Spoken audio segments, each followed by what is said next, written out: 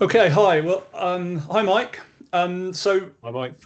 for those that might be watching this, today I'm joined by Dr. Mike Carter. Mike is the chief scientist at Tensense and is the architect and the reason why Tensense is the company it is today. But today we are going to focus on picking Mike's brains, particularly about insights discovery and the role that insights played to a lesser or greater extent in the very early days of sort of Mike's career in consultancy, and how even now, as we are a sort of fairly well established software company doing what we're doing, how insight still comes into the game and why we think there is some pretty important connections between the two. So that's what we're going to talk about, Mike. Hopefully that's in line with what you think we're going to talk about. I got three questions. And for those that are watching, I'll lay those out now. I'm going to ask you if you could share a bit about your experience and background of insights discovery, then what it was that was the catalyst for building the Tensense diagnostic, what was the thinking, what was the approach, and then thirdly, why we believe, you believe, there is still resonance and relevance to insights and Tensense as a combined approach. Would that be all right? Yeah, sure. Yeah. So, number one, then, tell us a little bit about how this all started for you and how insights came on your radar. Yeah, sure. Well, it started a very long time ago. Um, I am back in the 90s, around about 98. I think it would about 98. So a considerable period of time ago. I was the managing director of Stratagem Consulting, based in Salisbury. Stratagem was a small to medium size consultancy practice, mainly operating at the organizational level in the areas of change and leadership. So we would go in, consult with normally fairly large organizations around a theme to do with change, supplementary theme around leadership. And so we were talking to them about sort of scaling change and bringing about adaptive change, which sounds very interesting. It's actually phenomenally difficult to sell, as anybody who's involved in that area will know. Um, and around about 28 years ago, one of our clients was B&Q, and the head office was, I believe it probably still is, in Chandler's Ford near Southampton. And I was in there seeing the HRD, and he was talking about this thing called Insights Discovery, which I'd never heard of. And he said, well, I think the guy that's doing it for us, who turned out to be the very brilliant Brad Gentry, is in the building. I'll get you to have a cup of coffee with him. And it started from there. So Brad very quickly outlined the psychometric that is Insights Discovery. But what piqued my interest was that not just the HRD, but other senior people in the organization have been talking in terms of different color energies and using all the shortcuts that people who are involved in insights discovery are fully conversant with on a routine and regular basis. And this had gone like wildfire through the organization. So I invited Brad to come and talk to our small team in Salisbury, and effectively blew the socks off the people who I'm working with, in terms of the attractiveness of the psychometric, its usability, etc. But for me, it was one of those eureka moments where it's a different conversation to the broader strategic conversations around change leadership, in that you could have a conversation around how different people function in organizations and how you can bring it to life using insights discovery. So I think 3 or 4 of our people in the end when they got trained on insights, and from that point on, it's proved an incredibly valuable adjunct to our own offering, and I'd actually say on occasions helped us to sell. It certainly helped us to deliver. So by this time, we were working with variously the Foreign Office, Gillette, both here and in the States, different parts of the NHS.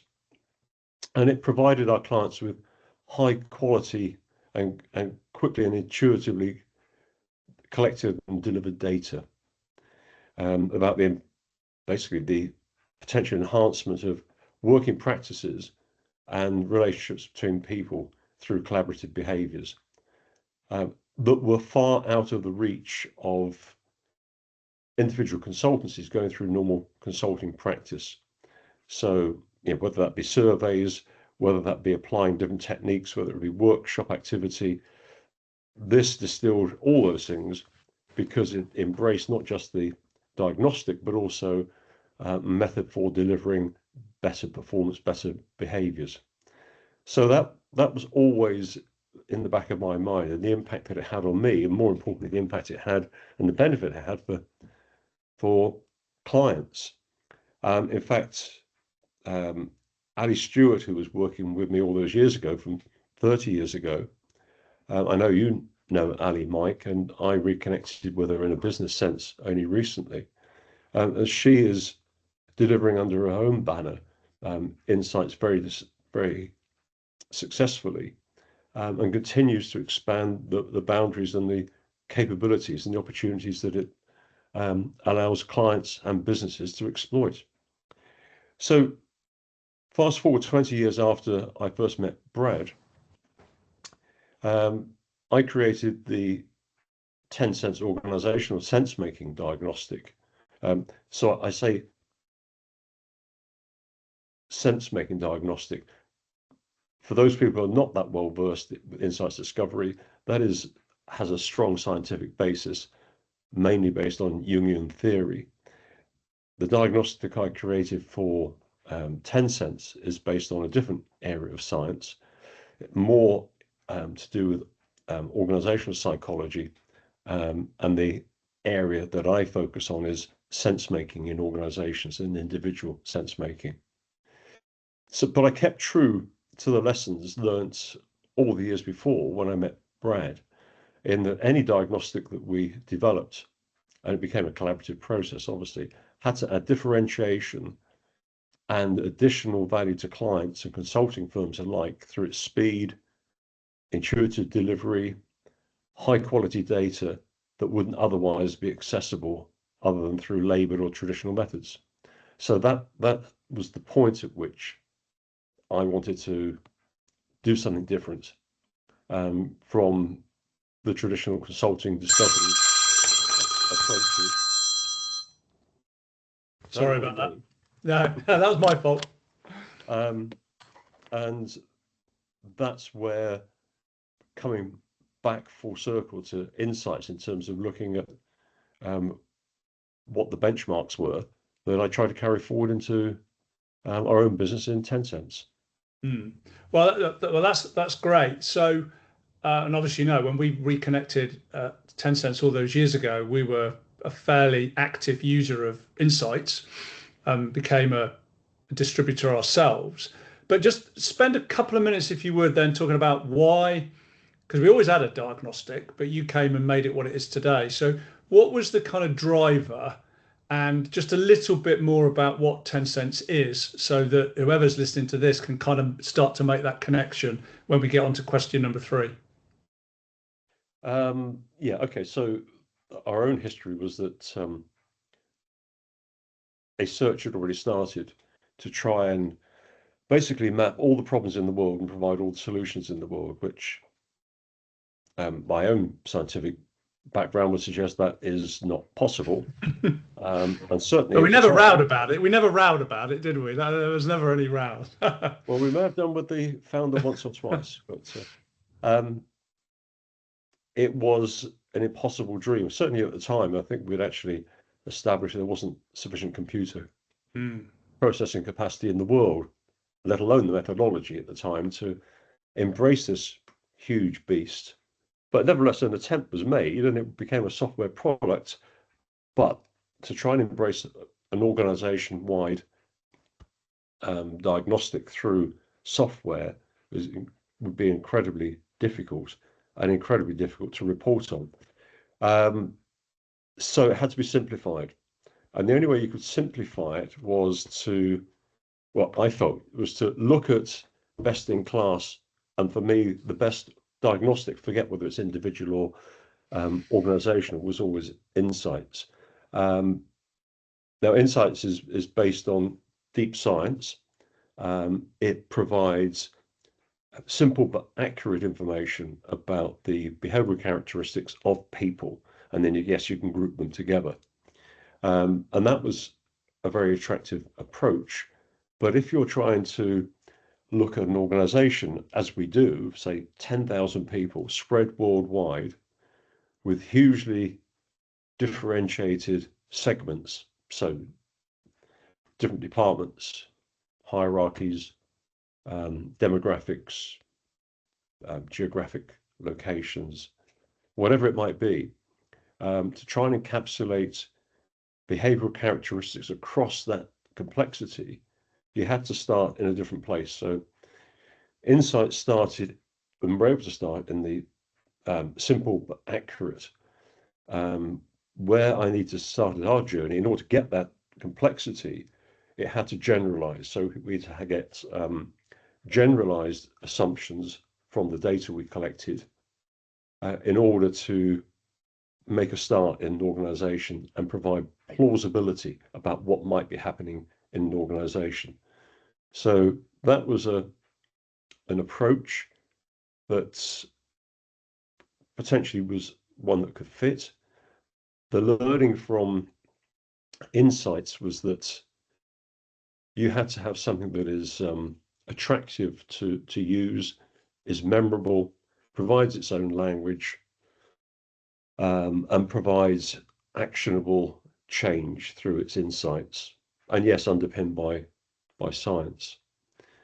So, whereas insights uses colors, as we all know, blue, red, yellow, green, and the interest is in the different balancing of those colors for different people, and that gives obviously clues and cues as to the behavioral assumptions that people take in their workplace relationships. That was a way of thinking about people. To try and comprehend an organization, I took a slightly different approach because we were stepping back in order to get the complexity in play. So I devised what we call 4 lenses. So not colors, but colors do come into this, but to look at organizational culture, but the climate of organizational culture was one lens, performance energy, team, and motivation or leadership. It's called motivation, but actually it's a reflection of leadership. And then within each one of those lenses, they're subdivided again into 4 characteristics. And it's those 4 characteristics that plays off of that insights discovery type approach, so that each person is a mix, and for us, each organization is a mix, but we have 4 as opposed to 1, and that makes life a little bit more difficult in terms of getting from a generalized process with 4 lenses as opposed to, in shorthand, insights discovery is 1, and then making sense of what we had. But we try to stay true to the simplification of the graphics, and anybody that's seen our mapping will see that it's basically a kite over 4 topic areas, and very quickly you can get a view of the characteristics of an organization, both by lens and then by reading across the whole what is likely to be happening in terms of performance in that organization. And because of that, you can segment into any segment you want. It could be a department, it could be hierarchy, etc. And you'll see another mapping, and you can see the overlays that differentiate different parts of the organization. So it's easy to interpret through a visualization, in the same way the insights discovery is very easy to visualize through the interpretation of the colors. And indeed, if they're still around, managers and leaders used to have their blocks, like large Lego blocks of different colors, as an indication to whoever walked into the room, my color energy is red, blue, yellow, green. Therefore, if we can have a productive conversation, you need to be aware of that character. So it was sort of resting on the shoulders of giants in realizing the importance of why that could potentially work for us. Okay, so that's great. So we're now at a stage where we've, Insights is doing what it's doing, and we've got Tensense, and we've kind of parted at that point because we're no longer a distributor, but we still get our clients come to us, and where they want a profiling tool, we play Insights in. Let me take you back to 1990, whenever it was, and you know, if you were running Stratagem now, talk to us a little bit about how you might join up things like Tensense and Insights if you were running a consultancy. Well, with the benefit of hindsight and the experience of using Insights Discovery, and obviously our deep experience of the Tensense diagnostic, in many respects, I genuinely believe that Tensense and Insights are not only complementary, but more importantly, they're capable of being viewed as critically dependent features of a whole organizational service. Tensense goes very wide and quickly across multiple segments, across whatever boundaries and whatever labels you wish to put within the organization. And it illustrates to leaders areas in the organization where performance issues are highlighted really quickly. Great performance, indifferent performance, poor performance, and critical areas where, in our own terminology, the building's probably on fire and it's time to put it out. When you feed back to leaders, you'll know as well as I do, probably better than I do, where there are issues in this organization. We're introducing this information, this data. Invariably, it leads to the typical question, and so what do I do next? And that then changes the focus. And pretty broadly, I would suggest that maybe in as many as 80% of the times that we would use our own diagnostic, it requires a deeper analysis of behavioral characteristics that are affecting leadership styles and collective attitudes and organizational culture within the organization. And Insight is a very easy and well-received tool that provides that deeper analysis and is able to act as a catalyst for organizational change, because it takes the conversation on. It helps us. We do the heavy lifting initially in taking the wide scoping, and we use qualitative methodology to get that general and simple. Internally, in our own diagnostic, that data is then brought together, and we use other methods to convert that into quantitative data that has proof points. But to get from there into packages of action, it's very useful to be able to pause in those areas where underperformance is identified, take a check using Insights Discovery, and that can then unlock some very obvious ways for the organization to reveal what is happening at an interpersonal level. What are the characteristics that are getting in the way of good performance? What is getting in the way of having good leadership? What's getting in the way of good communication? And so it sits very nicely in that space as a catalyst for organizational change. I mean, having worked with both tools now for quite some time, I mean, I'm pretty clear that, where you get issues with the Tensense data around motivation and leadership, how we drive commitment in an organization, team attributes lens, building high performing teams, etc. Insights is perfect. But the one that's always kind of resonated because the colors map is the culture climate lens. Before we finish, just say, I mean, I know Cameron and Quinn was kind of like underpinned early thinking around the culture climate, but it's always been for me that real connection. And when we were a consultancy, we would certainly spend a lot of time before we showed the Tensense results, kind of having a conversation about culture. Yeah. normally in the afternoon when we'd ran insights in the morning. Just say a little bit, if you would, in conclusion about the links between the culture map and insights. Well, if we were narrowing our focus, and if we didn't attempt to take performance across a more holistic basis, we'd have only used one lens, and that would have been culture climate. And the reason for that is it sits perfectly with insights discovery. So where the approach and style came from is beautifully mapped against that approach. Cameron and Quinn's search was for analysis of embedded organizational culture. Very worthy. But when you start talking to leaders and talking about organizational change, cultural change, and you start introduce concepts of time, if you're going to be truthful, you're talking of 5 or 10 years potentially for genuine cultural change, and you quickly lose the interest of your sponsors, your potential clients. But we wanted something more actionable, and so we took some of the Cameron and Quinn thinking, but developed a climate monitor or a climate analysis.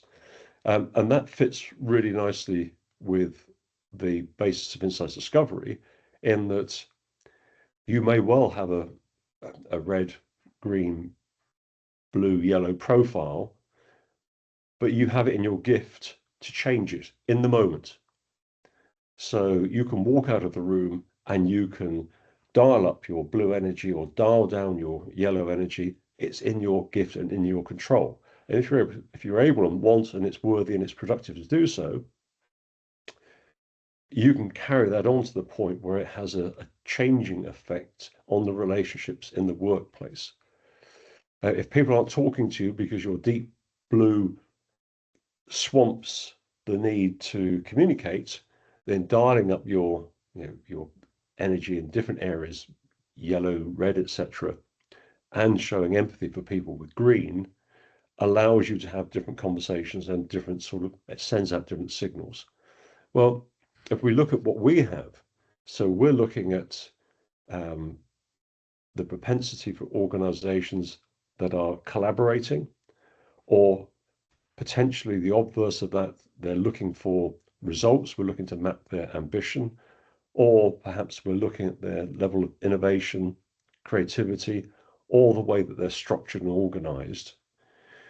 You can then suggest that actually those are amenable to change. So if overall we're seeing a highly entrepreneurial organization that has a lot of drive, well, think of what energy would that most signify at an individual level. It's probably going to have a lot of red in it. If we then throw in a dose that we're particularly good at communicating and showing innovation, it's going to have a high level of yellow in it. If we're great at collaborating to the point where we're acting like an extended family, then you have green energy. And lastly, if we're deeply invested in the structure and organizing the organization, and we have an accounting to rules that we set, you can see there's a direct correlation to blue energy. So you could actually park this in terms of what is available to an organization individually and say, well, we can give you exactly the same organizationally, and you could do a straightforward mapping across between the two. Brilliant. And with the way, I have to say, the way that we set it up is pretty much that way, and even to the point where not only can you have too little, but you can have too much. So you can have too much yellow energy, so you're bouncing off the walls and you're always out of the office, etc. But an organization can be so much out of the office that it's always looking for the new shiny things and can't get things into productive service. So there are many parallels at that one lens level. And the only reason we moved beyond that was to try and get that holistic view across other performance areas. But you're right, it sits at the heart of what is most close to the insights model. So I'm guessing then you would say, as our in-house change and behavioural expert, that the case for Insights and Tensense, the synergy between the two is made. It is. So Tensense, I would say that, wouldn't I? Effectively and efficiently maps and surfaces organizational-wide performance issues through monthly cycles of its use.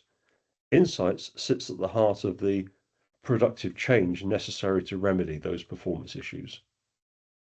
Brilliant. And that's the best way of explaining it. Thanks, Mike. That's excellent. Thank you for You're your welcome. time. Bye.